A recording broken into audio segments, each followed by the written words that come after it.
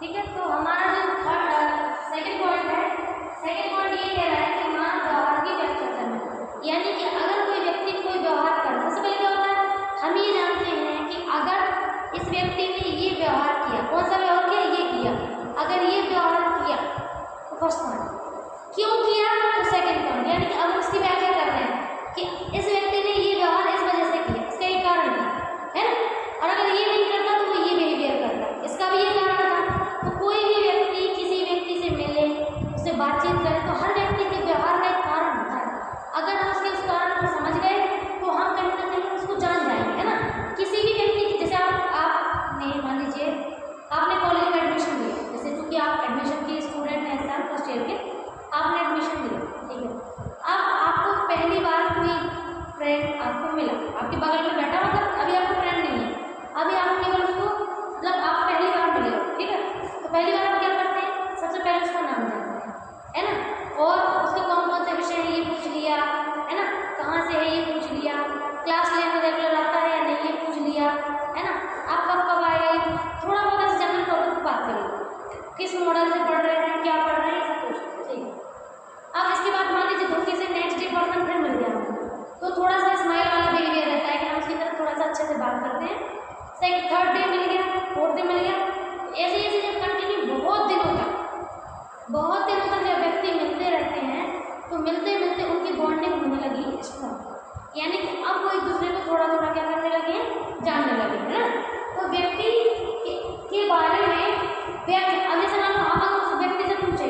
कि तुम्हारा फ्रेंड जो है कैसे नेचर का है बताओ, तुम अभी तक क्या जाना है उसके बारे में बताओ, तो ये सारी चीज़ें हम उससे पूछते हैं, तो वो डिपेंड करता है, तो इसका मतलब ये है कि अब उसकी व्याख्या कर, अब दिन में वैसे कह सकते हैं कि व्यक्ति ने उसके व्यवहार को जाना कि कैसा व्यवहार करता है, लेकिन व्याख्या में हम ये बता सकते हैं कि कोई ऐसा व्यवहार क्यों कर रहा है, कैसा व्यवहार कर रहा है, फर्स्ट पॉइंट, क्यों कर रहा है सेकंड, ठीक है। थर्ड पॉइंट है मानव व्यवहार की भविष्यवाणी करना। अगर मान के चलिए, अगर आगे आप उसी व्यक्ति से पूछो, उसके फ्रेंड से,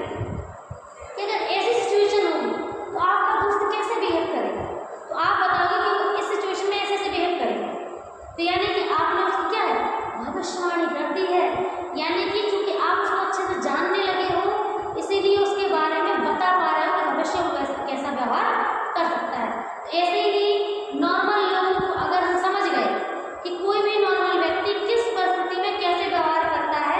अगर हमने खुद की एक्टिविटी को भी भाप लिया ना कि हम इस एक्टिविटी में ऐसे व्यवहार करते हैं, मतलब और व्यक्ति भी ऐसे करते होंगे, अगर हमने ऐसी सिचुएशन में ऐसा बिहेव किया कि और व्यक्ति भी, तो कहीं ना कहीं हमारे पास भविष्यवाणी करने का पॉइंट आ जाता है। थर्ड फोर्थ और लास्ट पॉइंट है नियंत्रण करना। देखिए आप जानते हो कि सारे बिहेवियर हमारे लिए कभी कभी कुछ बिहेवियर नुकसानदायक भी होते हैं, जैसे मान लीजिए अगर हमें किसी बिहेवियर की आदत डल रही है, तो कुछ बिहेवियर तो अच्छे होते हैं, लेकिन कुछ बिहेवियर क्या होते हैं, नुकसानदायक होते हैं, तो हम क्या करते हैं, हम उन बिहेवियर को नियंत्रण करने का प्रयास करते हैं जो हमें भविष्य में नुकसान देंगे। फॉर एग्जाम्पल मैं आपको बताती हूँ, जैसे मान के चलिए आजकल मोबाइल का बहुत ट्रेंड चल रहा है ना, ट्रेंड मीन्स कि जैसे छोटे बच्चे होते हैं, आजकल माँ बाप से बच्चे पाले नहीं जा रहे, उनको समझ ही नहीं आता है कि उनको बच्चे पालने कैसे। पहले के ज़माने में तो माँ बाप के 7-7, 8-8 बच्चे होते थे और बाकायदा वो घर के सारे कामों में भी इन्वॉल्वमेंट देते थे, अपनी लाइफ स्टाइल भी देखते थे और बाकायदा अपने सारे बच्चों को अच्छे से पढ़ा लिखा करके संस्कार देते थे और उनका अच्छा पालन पोषण करते थे। लेकिन आजकल अगर 1 या 2 बच्चे भी हैं तो लोग कैसे पाल रहे हैं, बच्चा 6 महीने का हुआ, 1 साल का हुआ, बच्चा रो रहा है, बच्चे को माँ चाहिए या फिर बच्चे को माँ का टाइम चाहिए, और भी चीज़ें हैं जो उसको चाहिए कि हाँ हम उसके साथ रहे, टाइम स्पेंड करें, तो मम्मी क्या करेंगी, मोबाइल बना देंगी, है ना, मम्मी कहेंगी कि लो तुम लाल टमाटर दे दो, है ना। तो ये क्या है, एक तरीके से आप खुद अपने बच्चे को एक एडिक्शन दे रहे हो मोबाइल का। आप सोचो 1 साल का बच्चा जिसका ब्रेन और बॉडी इतनी वीक है, जिसकी आईज इतनी वीक है, आप उसको इतनी रेज, उसका जो मोबाइल की जो रेज है, जो किरणें हैं जो आंखों पर उसकी पड़ेंगी, है ना, और उसका जो जितना वो उसका वेव्स है जो मोबाइल से निकलती है, रेडिएशन जो है उसके ब्रेन को चीरता हुआ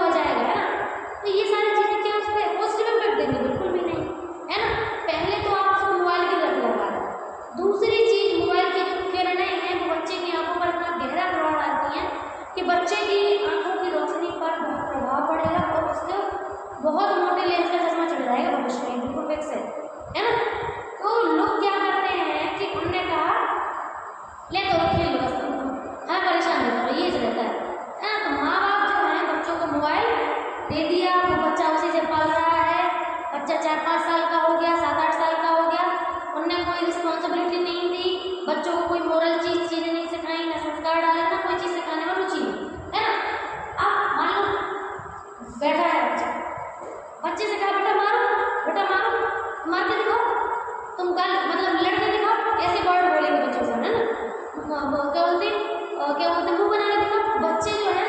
उसने तुरंत आपको गाल में जड़ दिया, ठीक है, आपने ताली बजा दी उसको, है ना। हाँ भैया देखो बच्चा देखो सीख गया है। आप इसके बाद जैसे ही वो बड़ा हो 15-20 साल का हो और फिर वो आपको ऐसे छुट्टे हो, ठीक है। तो यही चीज़ है कि अगर आप प्रेजेंट में, अगर आप वर्तमान में उसके बिहेवियर को भांप रहे हो कि उसका बिहेवियर ऐसा चल रहा है, तो आप पहले ये समझो कि वो ऐसा क्यों कर रहा है। अगर उसका क्यों का जवाब आपने ढूंढ लिया तो आप ये बता सकते हो कि अगर ऐसे व्यवहार वो अभी कर रहा है तो भविष्य में भी वो ऐसे ही करेगा। और उस भविष्य के व्यवहार को रोकने के लिए अभी आपने एक तमाचा अपने गाल में लगवा लिया, क्योंकि वो छोटा है, अभी उसको समझ नहीं है, 4-5 साल का है। अगर वही तमाचा वो आपको 20-25 साल होने के बाद मारेगा तो आपको बहुत बुरा लगेगा, है ना। तो वही चीज़ है कि जो बिहेवियर उसने आज किया वही बिहेवियर वो 15 से 20 साल बाद करेगा, है ना। तो उस बिहेवियर को रोकने के लिए भविष्यवाणी तो आपने कर ही ली, ऐसा भविष्यवाणी में आएगा, है ना। उसको रोकने के लिए ही हम लोग साइकोलॉजी का यूज़ करते हैं, ठीक है। तो साइकोलॉजी चाहे डेली लाइफ में यूज़ करो, चाहे मेंटल पेशेंट्स को ट्रीट करने के लिए ठीक करो, यूज़ करो, हर चीज़ में उद्देश्य एक ही है, पहले व्यक्ति को जानो, फिर उसकी